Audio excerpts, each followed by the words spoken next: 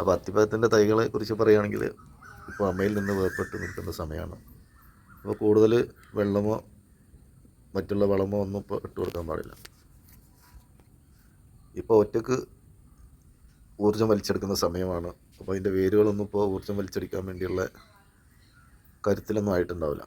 അപ്പോൾ അമ്മയിൽ നിന്ന് വേർപെട്ടിരിക്കുന്ന ആ വേര് മാത്രമേ ഉണ്ടാവുള്ളൂ. അത് അത്തിപ്പഴം എന്നല്ല, ഏതാണെങ്കിലും അങ്ങനെ തന്നെ. മദർ പ്ലാന്റിൽ നിന്ന് വേർപെട്ട് കുറച്ച് കഴിഞ്ഞ് എങ്കിലേ ആ ചട്ടിയിലൊക്കെ വേരൊക്കെ ഊഞ്ഞ് റെഡിയാവുള്ളൂ. അപ്പോൾ മാത്രമേ നമ്മൾ ഇതിലേക്ക് കൂടുതൽ വെള്ളമൊക്കെ ഒഴിച്ചു കൊടുത്തിട്ട് കാര്യമുള്ളൂ. ഈ സമയത്ത് നമുക്ക് ഒരു നേർത്ത രീതിയിലുള്ള ചെറിയ വെള്ളം അത് തൈ വെക്കണമെന്ന് ഒഴിച്ചു കൊടുത്തിട്ടുണ്ടെങ്കിൽ പിന്നെ 2-3 ദിവസം കഴിഞ്ഞിട്ട് ഒഴിച്ചു കൊടുത്താൽ മതി.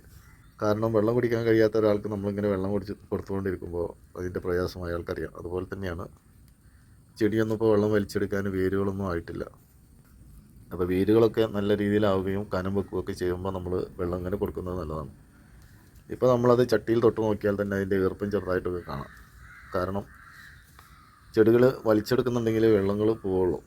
ഇനിയിപ്പോൾ എത്ര വെയിലുണ്ടെങ്കിലും വെള്ളം അങ്ങനെ വാർന്നു പോവുകയില്ല ചട്ടിയിൽ നിന്നൊന്നും.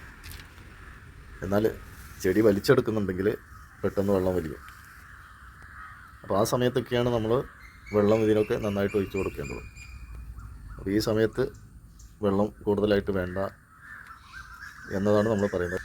നിങ്ങളുടെ അടുത്തു നിന്ന് വാങ്ങിയ ചെടി ചീഞ്ഞു പോയി അല്ലെങ്കിൽ അത് വാടിപ്പോയി എന്നൊക്കെ പറഞ്ഞ് പലരും വരാറുണ്ട്. അപ്പോൾ അതിൻ്റെയൊക്കെ സത്യാവസ്ഥ ഇതാണ്. കൊണ്ടുപോയിട്ട് അതിന് അമിതമായിട്ടുള്ള വെള്ളവും മറ്റുമൊക്കെ ഉണ്ട് ഒഴിച്ചു കൊടുക്കും. അപ്പോൾ അതിന് വെള്ളം വലിച്ചെടുക്കാൻ പറ്റാത്ത രീതിയിലാകുമ്പോൾ അത് ചീഞ്ഞു പോകും. അതേപോലെ തന്നെയാണ് വളത്തിൻ്റെ കാര്യം. വളം കൂടുതലായിട്ട് ഈ സമയത്തൊന്നും ഇട്ട് കൊടുക്കാൻ പാടില്ല. കൂടുതലായിട്ട് നല്ല നോർമലായിട്ടും ഇട്ട് കൊടുക്കാൻ പാടില്ല. ചെടിയുടെ വേരൊക്കെ വലിച്ചെടുക്കാൻ പ്രാപ്തിയാകുമ്പോൾ മാത്രമേ വളവും വെള്ളമൊക്കെ നല്ല രീതിയിൽ ഒഴിച്ചു കൊടുക്കാൻ പറ്റൂ.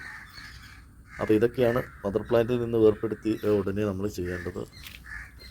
അപ്പോൾ ഇത്രയൊക്കെയാണ് ഇന്നത്തെ വീഡിയോയിൽ പറയുന്നത്. എല്ലാവരും നമ്മളെ വീഡിയോ കണ്ട് നമ്മളെ സപ്പോർട്ട് ചെയ്യാം. മറ്റൊരു വീഡിയോ നമുക്ക് വീണ്ടും കാണാം. Okay, bye bye.